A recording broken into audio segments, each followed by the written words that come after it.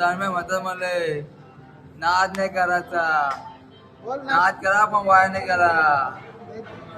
नाडाचाच ना बिंदात नडाचा कापत नाही कोणत्या बापाला.